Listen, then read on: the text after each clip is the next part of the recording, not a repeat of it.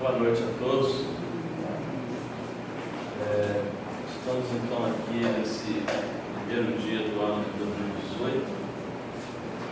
Possamos começar com o pé direito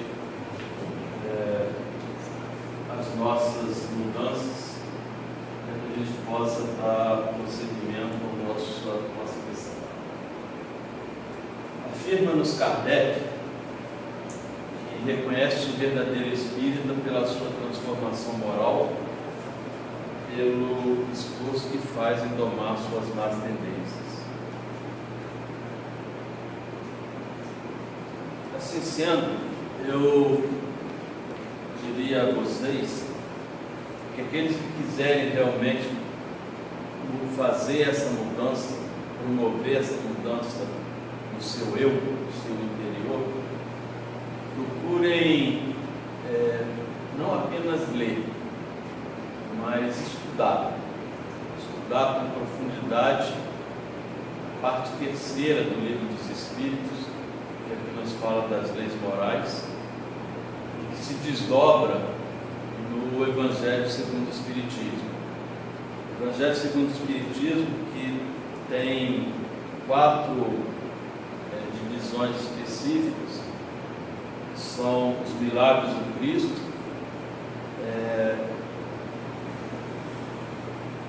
as curas, as premonições e as leis morais. Algumas coisas do que diz respeito à Bíblia Sagrada já se tem hoje como pontos de interrogação, se aquilo realmente teria acontecido ou não. Porque o próprio Jesus nos diz: eu não vim destruir a lei. Então, se ele não veio destruir a lei, ele precisa cumprir as leis morais, as leis naturais. E há algumas coisas que parecem assim, meio que milagres. E esses milagres, alguns aspectos, pelo menos da base científica, têm sido questionados. Mas não vamos aqui entrar no mérito, que não é o objetivo. Mas há um ponto do Evangelho que não se discute, nem da Bíblia que não se discute, que é a parte moral que o Cristo nos deixou. E que é essa parte moral que nos interessa, porque se o verdadeiro espírito, o verdadeiro cristão, será aquele que vai promover a sua transformação moral, então nós nos concentremos na transformação moral. Se o milagre aconteceu, se não aconteceu, se a cura aconteceu ou não aconteceu, assim, passa a ser uma questão menor na medida em que nós nos concentremos nessa questão das leis morais. E nesse aspecto hoje nós queremos conversar um pouquinho com vocês a respeito desse tema chamado o jugo leve, que está em cima de um registro evangélico, que diz assim: vinde a mim todos vós que estáis aflitos e sobrecarregados, e eu vos aliviarei. Tomai sobre vós o meu jugo e aprendei comigo, que sou brando e humilde de coração, e achareis repouso para as vossas almas, pois é suave o meu jugo e leve o meu fardo. Está em Mateus capítulo 11, versículos de 28 a 30. Vocês vão ver como é que em cima de um registro evangélico a gente faz um estudo de 1 hora e mesmo assim condensando, porque não dá para falar tudo. Mas muitas vezes a gente lê, mas a gente precisa parar para ler e compreender, para poder realmente fazer uma avaliação profunda.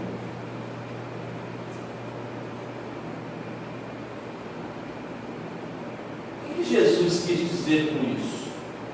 Gostaria de ouvi-los. Comentários. Se você pegasse e só lesse, o que você acha que Jesus quis dizer? Vinde a mim, vós que estáis aflitos, sobrecarregados. Será que tem alguém aflito e sobrecarregado fazendo na terra? Eu vos aliviarei. Se a gente for até ele, vai aliviar. Tomai sobre vós o meu jugo, aprendei comigo, suave o meu jugo, leve o meu fardo. Leve o fardo. Vocês que leve o fardo. Está leve para algum de vocês? Como é que está aí? Tirando de letra? Quando eu sinto aflito, eu lembro isso aí.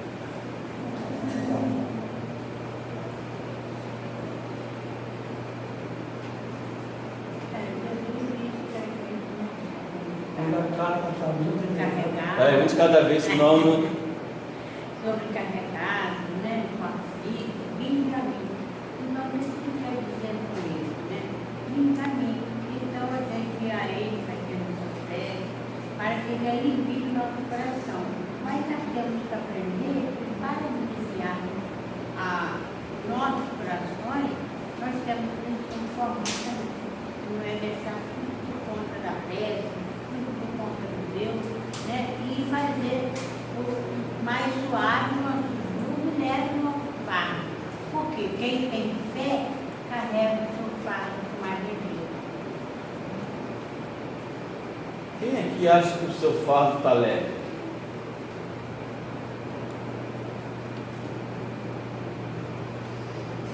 Assim, pô, o fardo que Jesus me deu é levinho, carrega ele de letra. Eu estou carregando os fardos aí, mas eu me sinto leve quando eu me apego a Jesus. Certo? O fardo não é leve, mas você sente ele leve. Eu sinto porque eu me apego a ele. E aí, O fardo tem você sido está rindo aí? pesado, meu irmão. Eu estou rindo. Realmente, aquele de puxar para procurar. Então a gente aprende, né, que jamais a gente carregaria um fardo que a gente não aguentaria. Jamais Jesus nos daria esse fardo que a gente não Isso é o que eles dizem pra gente, Não, né? Isso é o ensinamento de Jesus. Por isso Pois que é. ele disse. Mas eu quero saber o que a gente acha, né? O que Jesus fala, tudo bem, mas eu quero saber A o gente que. está aqui, Então, a gente está careca de ouvir esse negócio assim, falando assim, ele não dá um fardo mais pesado do que aquilo que você é capaz de carregar. Ok, isso é o que eles dizem para nós. Mas será que é assim que a gente sente?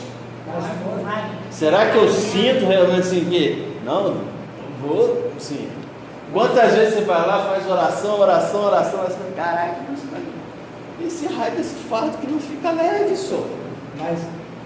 Mas quando está ali, ó, vinde a mim. A nossa dor é sempre maior. Hein? A nossa dor é sempre maior. É? A minha dor é muito maior que a sua. É mesmo?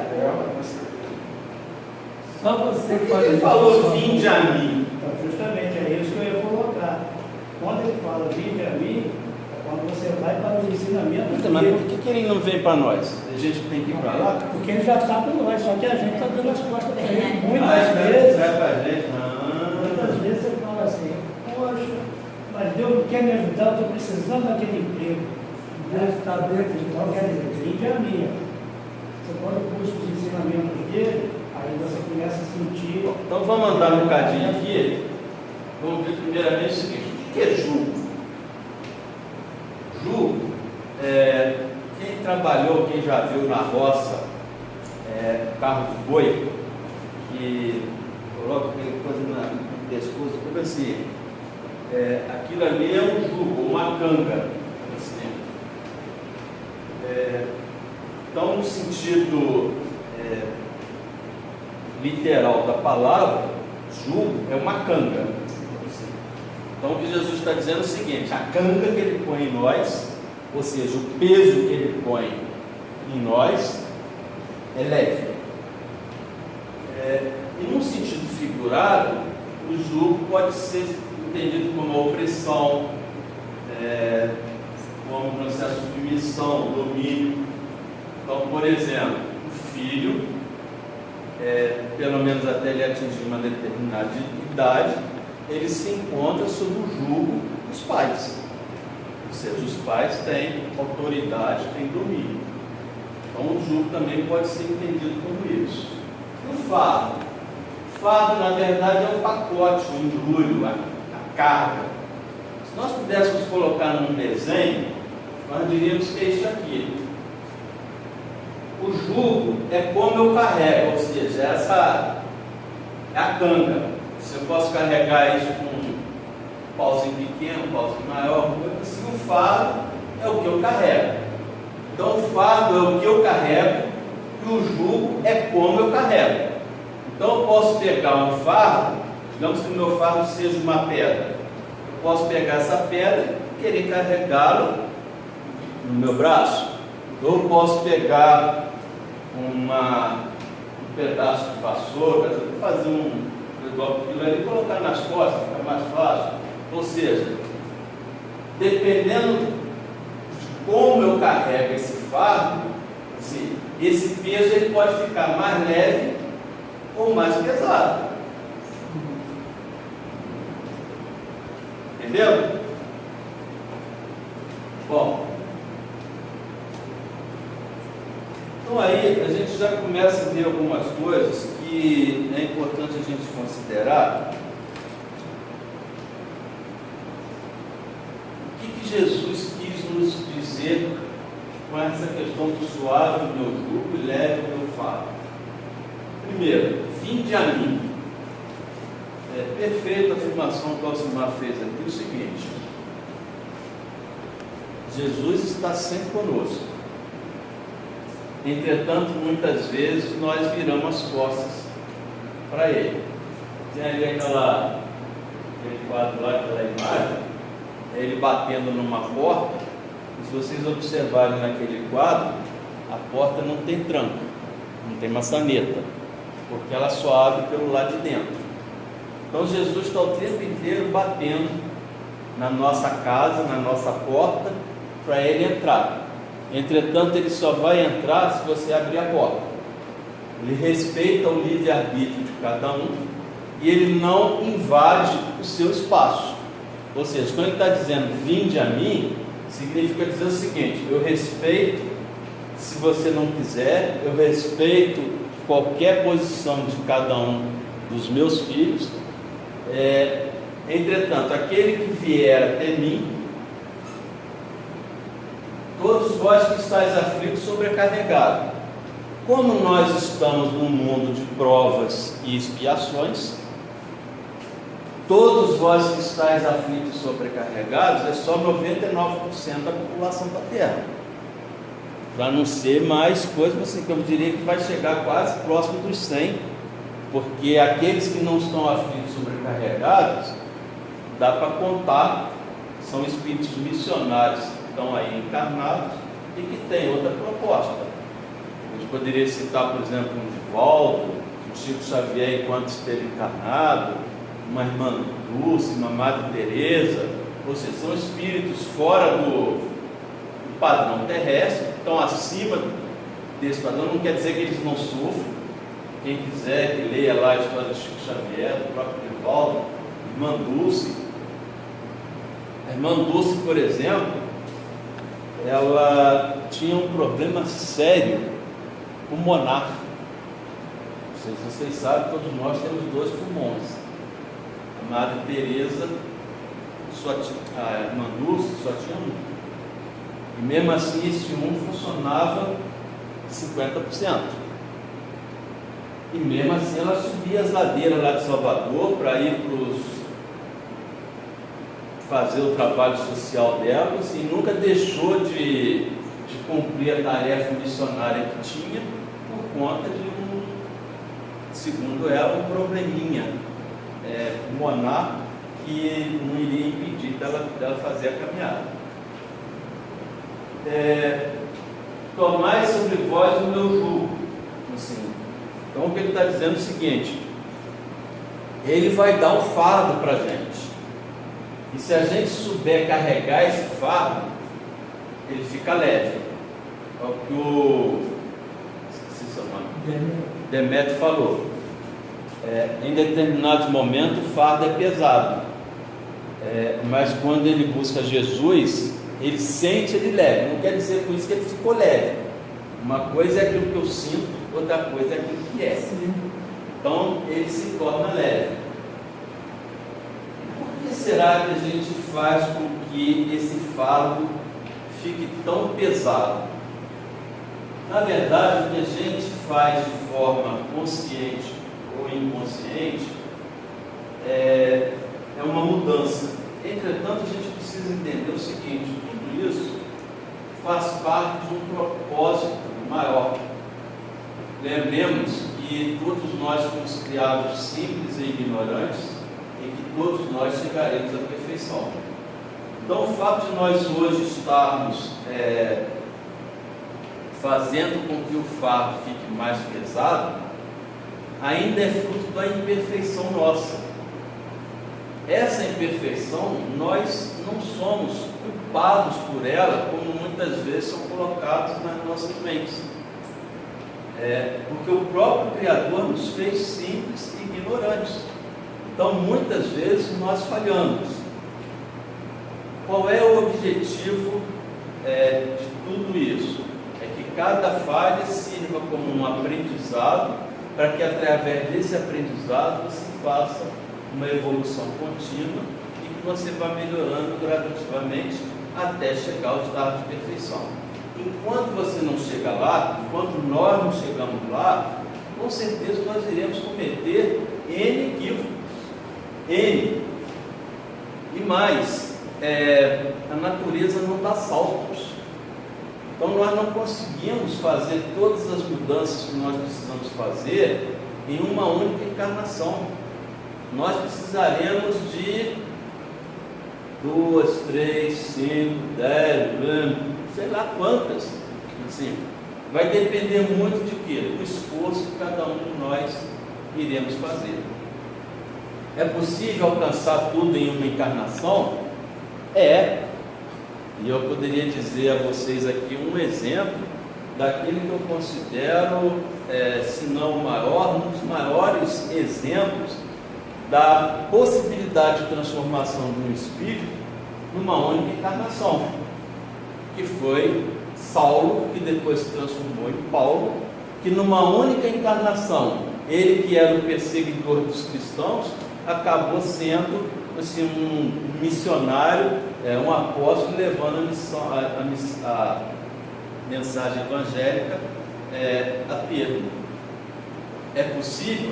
Mas são raríssimos os casos. Nós, seres humanos mortais, normais, precisamos de algumas encarnações para que a gente possa fazer essa mudança.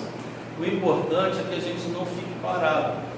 O que os espíritos elevados nos afirmam é o seguinte: a cada encarnação que nós temos aqui na Terra, não é possível ao espírito regredir. O máximo que nós conseguimos fazer é ficar parado. Só que ficar parado hoje em dia já é, sim, é o mesmo quase que regredir. Então, ou nós ficamos parados, ou nós avançamos. Então, que nós possamos avançar, mesmo que seja avançar a passos curtos. Mais importante do que você correr é você manter um ritmo. Mais importante é vou fazer todas as mudanças agora em 2018. Mas não. Faz um pouquinho agora em 2018, desce um pouquinho para 2019, até para que as mudanças não sejam muito motivo de sofrimento e que você possa levá-lo a termo. Daí então vamos entender o que acontece quando nós nos propomos a fazer essa figurinha de carregar o nosso jugo. E na verdade, normalmente a gente faz isso.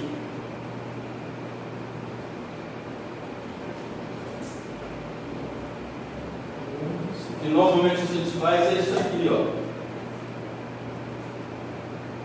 O fardo, que ele era desse tamanhozinho, a gente aumenta para esse. O jugo, que era esse pauzinho aqui, a gente vai colocar um monte de espinho nele para ficar fácil, difícil de carregar. E normalmente a gente faz isso de forma inconsciente. Mas alguns até acham bom, porque se o meu fardo fica pesado, quando as outras pessoas olham para mim, o que vão sentir? Fala alto. pena.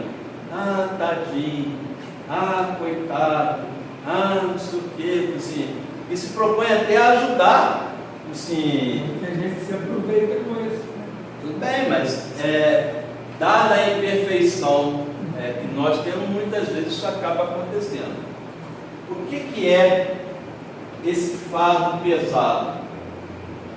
Aumentar esse fardo. Aumentar esse fardo significa dizer o seguinte: eu colocar foco em coisas que não me trarão a felicidade, não me trarão o reino dos céus.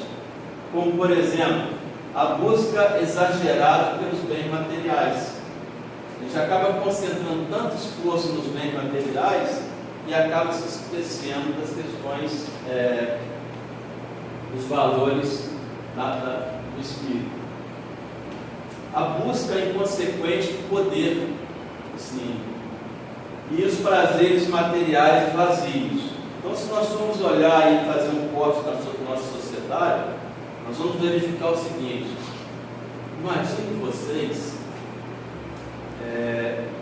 se de repente, se nós saíssemos aqui desse plano de provas e expiações, vamos alçar um plano superior, com um pouquinho de conhecimento que a gente já tem. Imagine vocês a chegada no plano espiritual desses políticos que estão sendo condenados no Brasil por conta da corrupção. Chegar alegria, os bons espíritos de braços abertos para recebê-los. Então, são essas questões, mas por que eles fazem isso? Algumas vezes, assim, a busca do bem material, algumas vezes sim, mas já tem casos desse aí que se o cara não ganhar mais um centavo de hoje até o último dia da vida dele, ele não consegue gastar todo o dinheiro que ele tem até o final da encarnação, nem se ele viver 300 anos. Na verdade, o que muitas vezes o indivíduo está querendo em função do dinheiro, não é o dinheiro em si, é o poder. O poder que aquele dinheiro dá em função dele ter condições de manipular as pessoas, de fazer com que outros possam servi-lo da melhor forma possível. A questão dos prazeres materiais vazios. Convide alguém para vir numa casa espírita. Vocês vão encontrar um nível de dificuldade.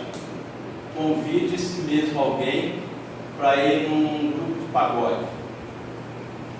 Vai ser outro nível de dificuldade, ou seja, quase nenhuma.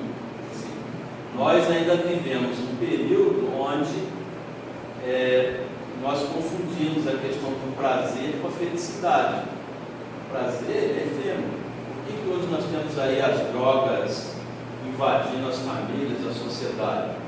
Sim, porque ela dá realmente um prazer.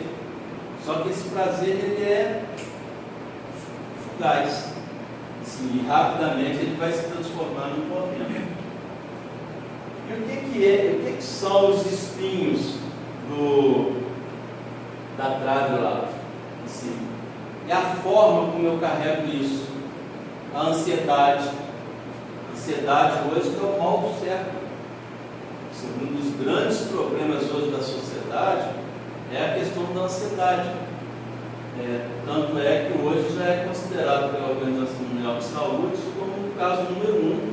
Isso já não é mais problema de ordem psicológica, ele já passa a ser um problema realmente de doença. A revolta, a ausência de fé, ou seja, o fato de nós carregarmos o nosso fardo, além de nós aumentarmos, nós acabamos muitas vezes não levando em consideração uma série de questões que Jesus nos deixa como exemplo. Ele nos diz: eu sou o caminho, a verdade e a vida. Então, se a gente quer seguir um bom exemplo, sigamos o caminho dele. Então, quando ele fala, por exemplo, vinde a mim, significa dizer o seguinte, que para que nós possamos orientar alguém, muito mais importante do que nós irmos até a pessoa, é nós buscarmos um jeito de que a pessoa venha até nós. Porque se ela está vindo até nós, significa dizer que ela está aberta para receber qualquer tipo de ajuda. Agora, se você está indo, será que a pessoa quer aquela ajuda? E muitas vezes a gente fica querendo ficar dando conselho, ficar assim, pregando, como se diz na gíria, pregando no deserto, quando na verdade a pessoa não está querendo ouvir aquilo. E se ela não quiser ouvir, não adianta ficar perdendo tempo discutindo algumas questões. Então nós precisamos buscar ver a forma como Jesus se comportava e buscar fazer a mesma coisa. E aí nos afirma ele o seguinte: não se preocupeis com o dia de amanhã, a cada dia basta o mal do seu dia. E aí nós já estamos preocupados hoje, dia 1º de janeiro de 2018, como é que vai ser o 1º de janeiro de 2019? Ô, gente, eu ainda nem vivi o 2018, já estou querendo saber do 2019. Eu ainda nem vivi o dia de hoje, ainda nem curti as alegrias, tristezas, tudo que tem para viver o aqui e agora, e já estou pensando no amanhã. Amanhã é amanhã. Amanhã nós vamos cuidar dos problemas que aparecerem amanhã. E a gente quer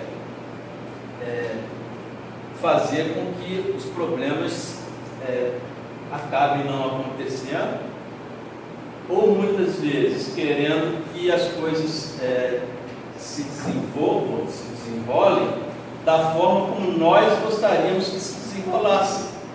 Será que a forma como nós gostaríamos é a melhor forma? E aí, para a gente poder analisar e refletir sobre a gente entender como acontece, vou colocar aqui uma figura e gostaria que vocês analisassem. Nós acabamos de passar aí dezembro de 2017. Acabamos de viver o período de festas. Acabamos de viver os períodos natalinos. Quem foi o personagem?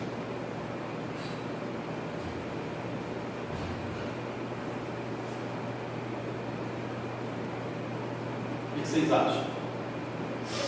Na verdade, o funcionário maior, até mesmo ele que era aniversariante. Deveria ser, né? As pessoas, às vezes, tomaram o valor do Papai Noel.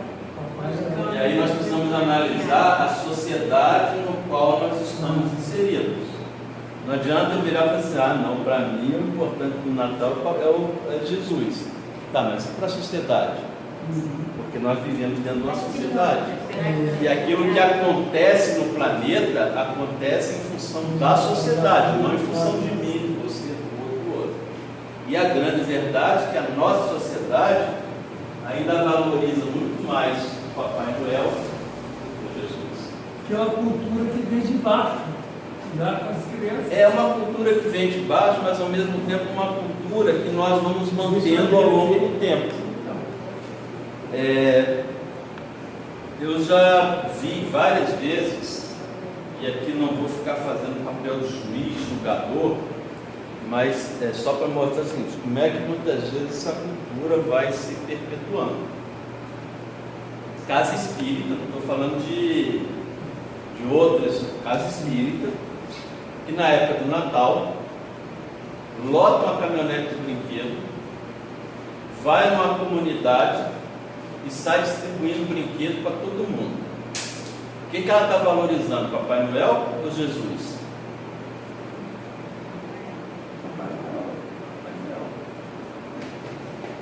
Então é diferente. Nada contra a figura do Papai Noel. Entretanto, ele tem um papel secundário, um papel importante. Então, você eu quero fazer isso, eu quero distribuir, eu quero fazer com que as crianças tenham lá seu momento de alegria, de coisa, tudo bem. Mas vamos trabalhar isso ao longo do tempo, ao longo de um determinado período, plantando a sementinha na cabecinha da criança, da figura de Jesus, então assim, e que para isso a gente de vez em quando até chega com o Papai Noel lá, mas eu não deixei de fazer o papel principal, que é a figura de Jesus. E aí, quando a gente acaba invertendo esses valores, a gente acaba fazendo com que o fardo fique pesado. Quantas famílias será que se endividaram até a raiz do cabelo para comprar um presente de Natal esse ano, porque era aquele presente que a criança queria? E vai criar um tormento ao longo de todo 2019 assim. Aí vai viver com ansiedade. 2018. Vai viver com ansiedade, vai viver com, assim, tendo que trabalhar mais do que o necessário, de repente, assim, nos dias de folga, fazendo pico para lá, pico para cá, assim, deixando a família para segundo plano, para poder ganhar mais dinheiro, para cobrir uma situação, assim, em função de um Natal, onde, na verdade, o que aconteceu ali foi uma alteração de valores, ou seja, essa pessoa fez com que o fardo dele ficasse mais pesado. Essa pessoa, ela vai ficar muito mais sobrecarregada e muito mais aflita do que ficaria normalmente. Se ela for até Jesus, ele vai aliviar? Eu diria sim e não. Por que eu digo sim e não? A resposta é sim, dentro da forma como Jesus propõe, não da forma como nós propusemos. O que a gente quer é o seguinte: a hora que eu chego lá, eu faço uma oração, é como se fosse, o dinheiro vai cair do céu e vai resolver o meu problema, meus problemas acabaram aqui agora. Não. Tanto assim que o Espiritismo não propõe nenhuma solução mágica. Não existe essa... Dá licença, mas não há chantagem lá e cá. Olha só, a criança às vezes fala com o pai: só passo de ano se você me der isso. E tem pai que acabou de falar assim: olha, se você não repetir esse ano, eu vou te dar isso. Não, senhor, ele tem que passar assim. É o mesmo exemplo. Bom, e aí, essa família que se endividou além daquilo que deveria endividar, e isso aí é só um exemplo, você tem vários exemplos, começam a surgir as dores. Assim, o que é a dor? A dor nada mais é do que um sinal fisiológico que tem por objetivo prevenir a integridade do organismo. Dá um exemplozinho ali naquele ferro elétrico. Se a gente vai e coloca a mão num ferro quente, automaticamente a gente vai lá, vai sentir a dor e vai tirar. Se eu não sentisse dor, o que ia acontecer? Meu dedo ia virar carvão ali, assim, porque eu não estou sentindo dor. Então pode queimar à vontade, que não tem problema nenhum. Então a dor, na verdade, ela não é um sinal de problema. A dor, ela é um sinal de vida. A dor, ela é um sinal que o teu corpo está te dando o seguinte: sai daí, porque isso aí não está legal para você não. Sai daí porque você está colocando o dedo lá no ferro quente e ele está queimando células. Está queimando células e essas células vão te fazer falta. E automaticamente a gente tem uma reação química no organismo que rapidamente, assim, inconscientemente, a gente acaba fazendo isso. Então, tenhamos em mente o seguinte, que dor não é sinal de doença. Dor é um sinal de vida. A falta de dor, essa sim, é uma doença. Uma doença que tem esse nome aqui, ó, síndrome de Halliday. Ou seja, tem crianças, tem jovens, e quando eu falo crianças, é porque normalmente esses espíritos que nascem com essa deformidade de não sentir dor, normalmente não vivem mais do que 20 anos, assim, porque ele não tem um sistema de proteção. A dor é um sistema de proteção. Então, em função da dor, você anda mais devagar, você não corre, você toma uma série de precauções, porque você sabe que se você cair, você se machuca e dói. Assim, então, você precisa ter essa questão da dor.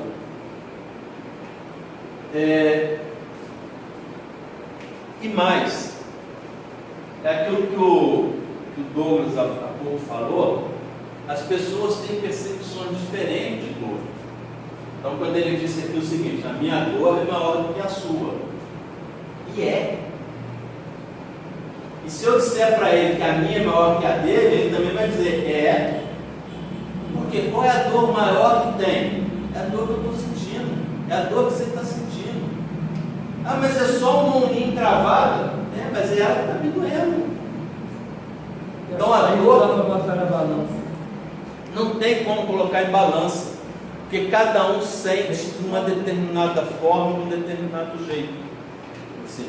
E isso é muito importante para que nós que estejamos dentro de uma casa espírita saibamos acolher aquela pessoa que sofre. Porque aquela pessoa que sofre, chegar dizendo assim: a minha dor está insuportável. Aí ela conta a dor dessa e fala assim: nossa, só esse negocinho. É, mas para ela é insuportável. Então você precisa receber aquilo, precisa entender aquilo como realmente sendo uma dor insuportável. E a ciência vai buscando a resposta para isso tudo. E já tem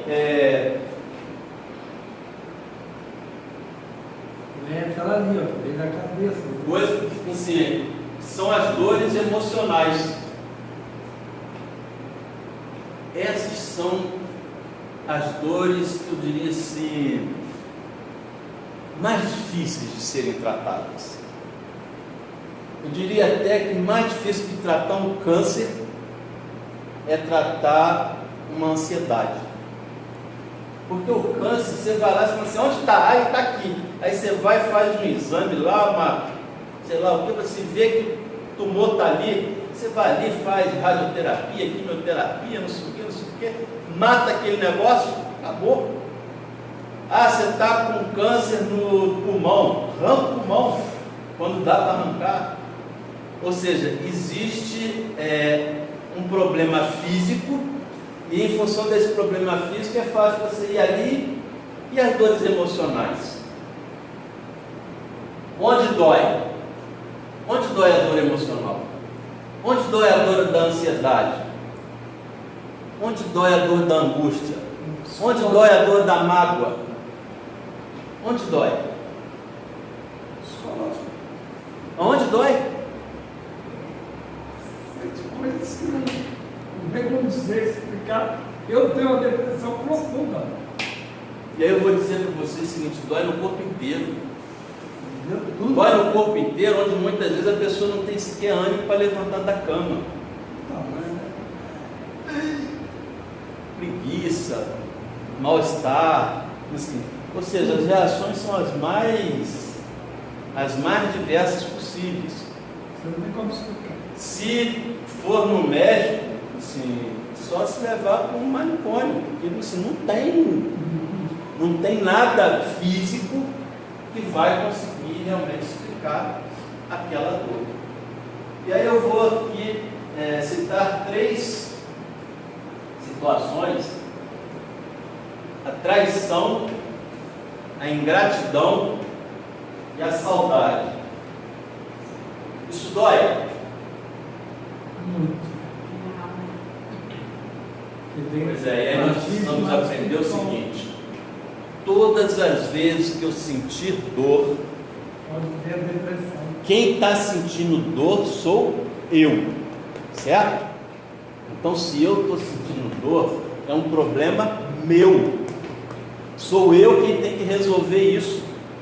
Não adianta eu falar: eu estou sofrendo isso por causa dele. Não, eu estou sofrendo isso por causa de mim.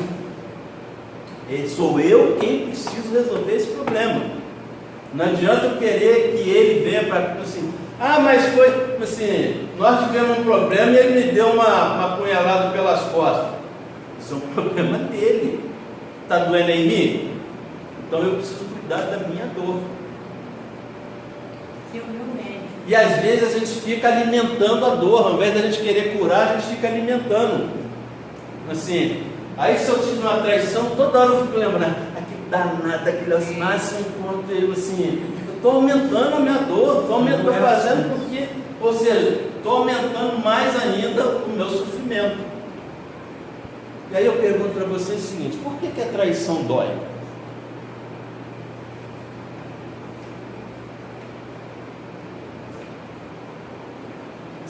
Se existe dor, é sinal de que existe célula morrendo. É sinal que existe um problema em mim. Qual é o problema que tem em mim que faz a traição doer?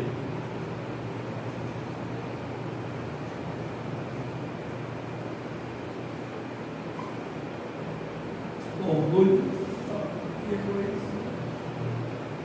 Eu preciso entender que eu não sou o dono da verdade. Eu preciso entender que as pessoas têm liberdade para poder agir da forma como elas quiserem e bem entender. Então, se ele resolveu me dar uma pernada, esse é o problema dele. Eu não sou Deus, eu não estou dentro dele para mudar, não adianta eu querer fazer isso. Assim. Vai devolver. Então, o fato de eu querer ser o dono da verdade, de eu querer fazer com que as coisas... e muitas vezes eu me senti traído, não quer dizer com isso que ele me traiu. Às vezes eu não sei nem direito o que levou ele a tomar aquela atitude. A ingratidão, da mesma forma.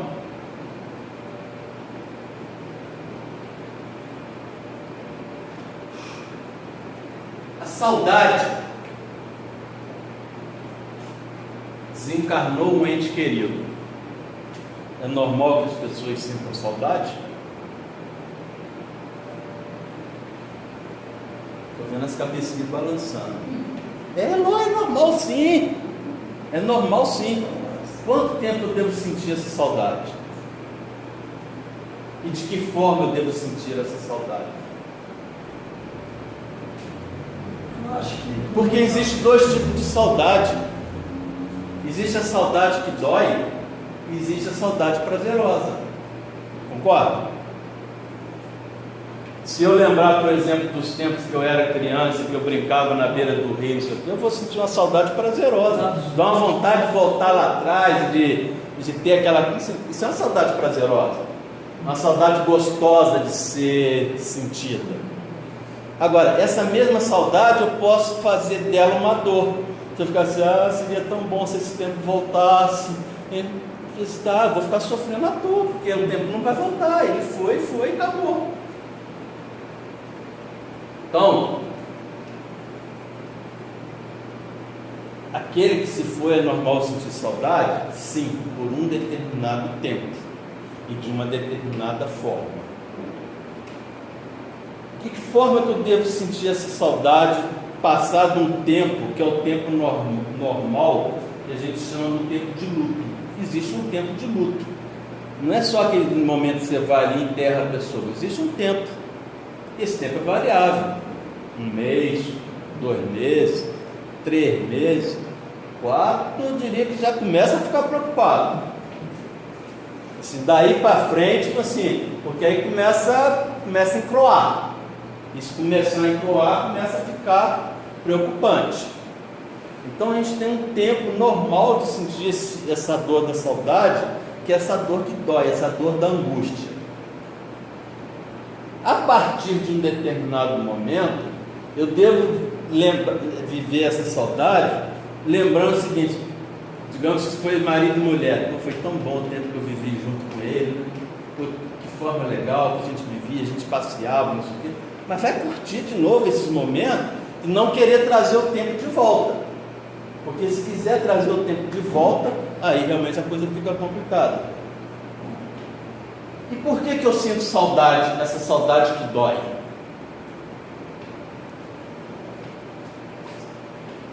Egoísmo. Na verdade, eu não quero perder, entre aspas, aquela pessoa. Eu quero ela para mim. E ela não é minha. Vamos nos resignar diante da vontade do Pai e entender que, sim, se Ele assim o fez, é porque tem lá suas razões e seus motivos. Marco, mas é difícil a gente viver com ele. É difícil sim, não é fácil não. Mas para isso, a gente precisa desenvolver o nosso cérebro. E a ciência já comprovou o seguinte: o nosso cérebro tem 3 partes. Uma parte mais animal, uma parte intermediária e uma parte que a gente chama do neocórtex, que é a parte mais desenvolvida do cérebro.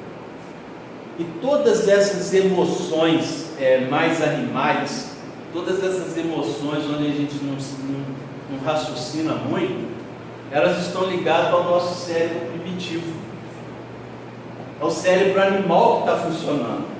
Ou seja, eu não estou permitindo que o meu cérebro humano se sobreponha a isso.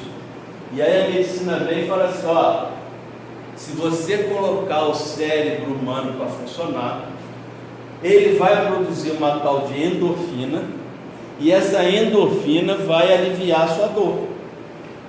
Ou seja, a cura está em nós mesmos, desde que nós nos proponhamos a desenvolver esse cérebro inteligente, essa forma resignada de ver a vida, essa forma de entender que Deus é superior, essa forma de entender o seguinte: vamos aceitar o fardo de Jesus da forma como Ele nos propõe, e não da forma como nós queremos que seja. E para isso, nós precisamos desenvolver um negócio chamado resiliência. O que é resiliência? Resiliência é a nossa capacidade, o nosso poder de voltar ao normal após a gente sofrer uma pancada. Ou seja, dentro desse exemplo, desencarnou um ente querido.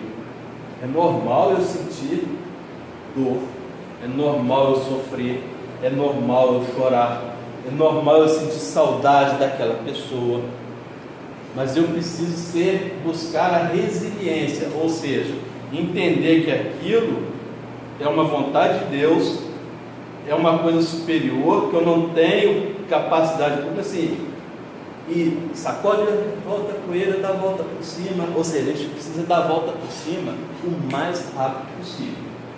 Qual é esse mais rápido possível? Vai depender de cada um. Enquanto nós não fizermos essa virada, a gente fica ali sofrendo. Aí a escolha é de cada um. Quero sofrer, eu quero parar de sofrer. Se eu quero parar de sofrer, eu preciso buscar essa resiliência. Então, por que o fardo com Jesus é mais leve?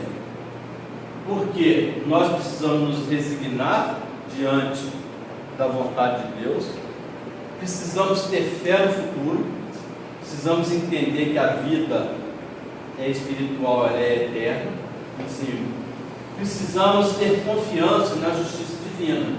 E é onde vem uma série de questões que são profundamente estudadas dentro da doutrina espírita. Como uma das coisas mais importantes, a questão da lei de causa e efeito. Já tem estudo no Brasil, no mundo, que comprova o seguinte: apenas 6% da população mundial adotam a doutrina espírita, mas mais de 50% acreditam na reencarnação. Eu diria o seguinte: se amanhã não tiver nenhum espírito, mas todo mundo acredita na reencarnação, o espiritismo já fez a parte dele. Porque o mais importante que trazer adeptos é levar os conceitos, a filosofia da doutrina espírita até o coração humano.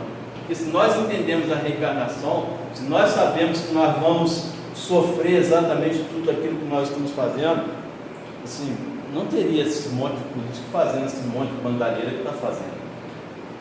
Ou se fizer, ele sabe que ele vai pagar e pagar caro, não porque Deus vai cobrar, porque a consciência dele realmente vai cobrar isso no momento futuro.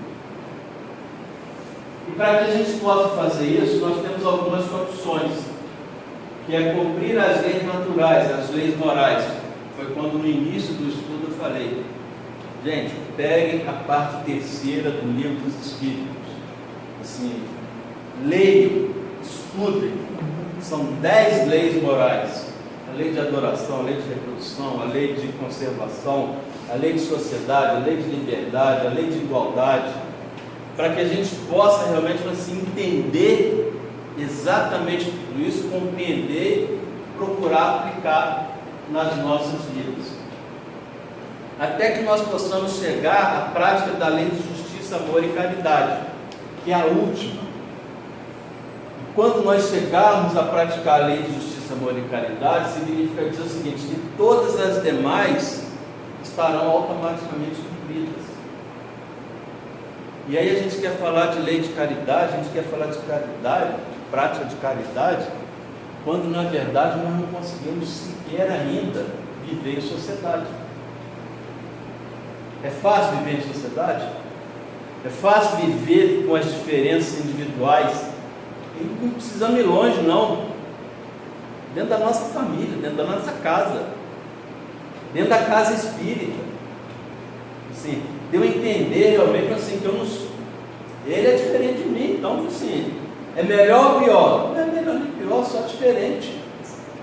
E isso nós precisamos buscar entender e procurar ter paciência. Lembremos que caridade é benevolência para com todos, indulgência para com as imperfeições, perdão das ofensas. Então, se eu quero fazer caridade, eu preciso perdoar, eu preciso ser bom e eu preciso compreender a imperfeição do nosso irmão. Eu todo mês dou uma cesta básica, isso é só bom, mais nada. Isso é filantropia, isso não é caridade. Caridade é muito mais do que simplesmente fazer coisas boas. Ajuda. Assim, o nada é sempre pior do que tudo.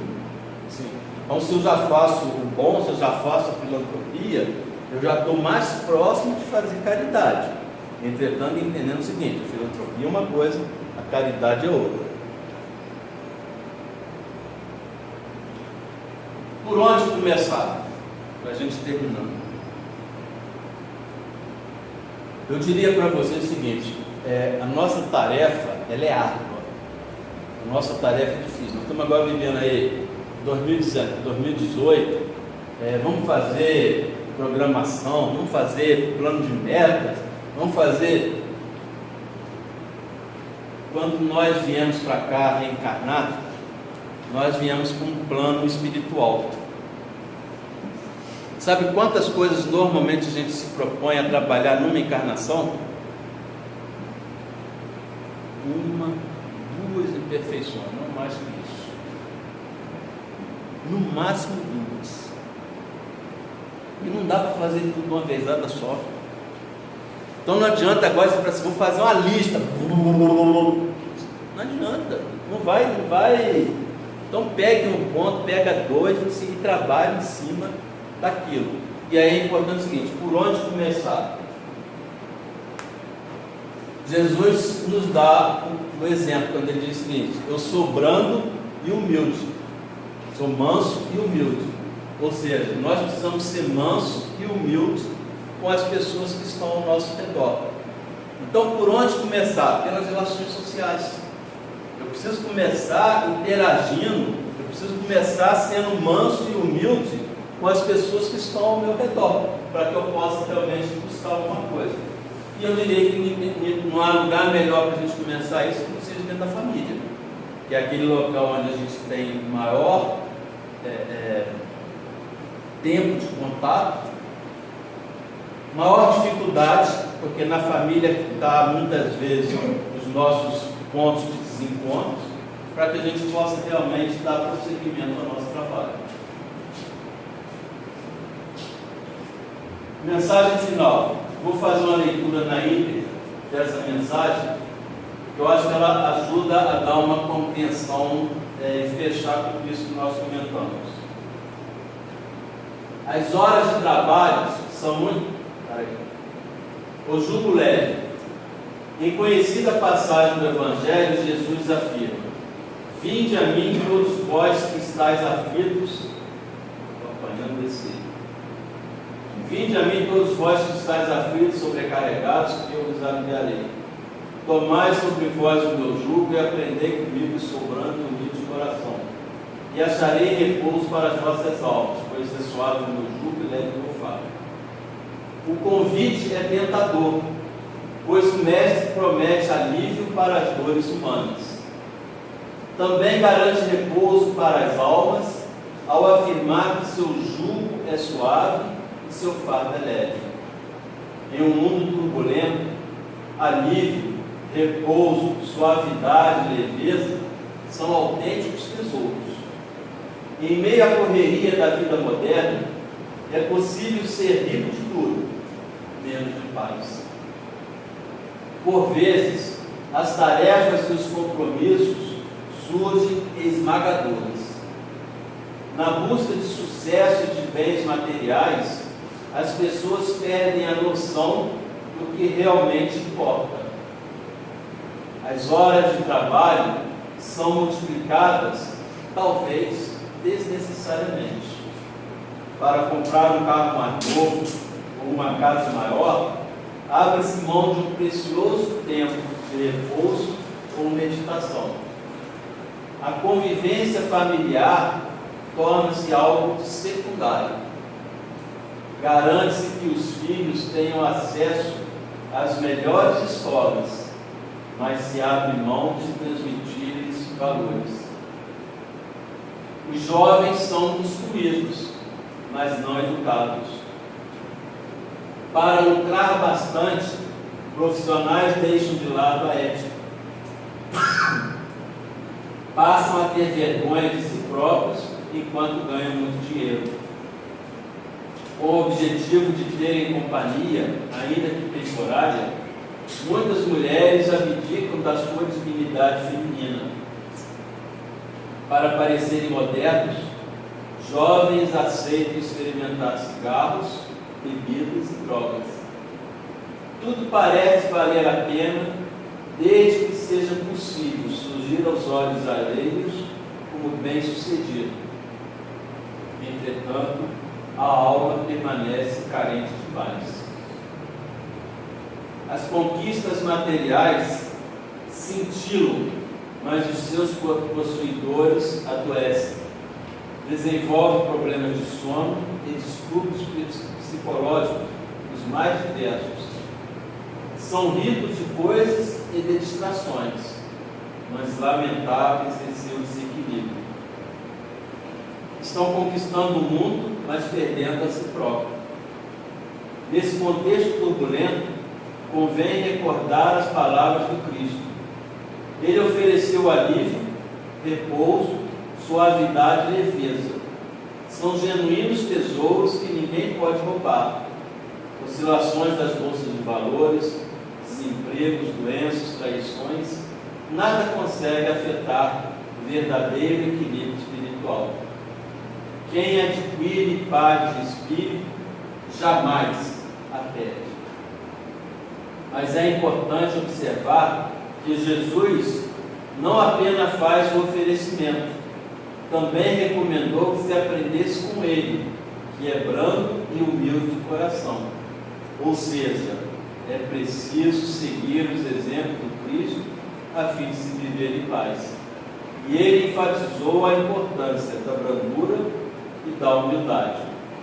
Assim, para não se perder nas ilusões mundanas, importa manter-se humilde. Igualmente, convém desenvolver brandura, não se imaginar em combates feroz com os seus semelhantes. Não é preciso vencer ninguém para ser feliz. Instruir-se e trabalhar, pois isso é necessário à vida, mas não gastar tempo em disputas vãs ou ilusões passageiras. Jamais admitir corromper a própria essência, mesmo diante das maiores tentações. Havendo dúvidas sobre a conduta correta, recordar a figura digna e sábia de Jesus. Ter em mente os sublimes exemplos do Cristo é o melhor antídoto contra ilusões que apenas causam sofrimentos. Segui-los pode não ser fácil, mas eles constituem um jugo suave na medida em que propiciam a verdadeira paz. Pense nisso. Redação do Momento Espírita em 20% do ano. Então, que em 2018 nós possamos, de alguma forma, trabalhar para construir essa paz no meio de cada um de nós. Obrigado.